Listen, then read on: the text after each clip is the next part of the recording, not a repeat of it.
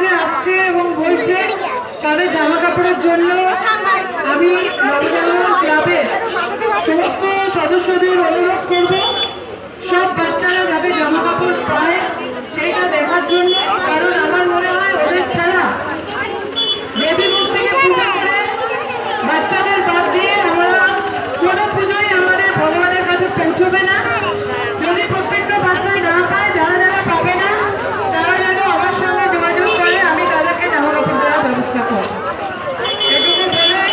এবং সবাই যারা আমরা এখানে মেয়েরা আছে সারা বছর তারা পুজোর এই 4টে দিনের জন্য, কারণ যতই ভালো ভালো কলকাতা শহরে পুজো হোক না কেন বাড়ির পাশের পুজোর ভাগের শব্দটা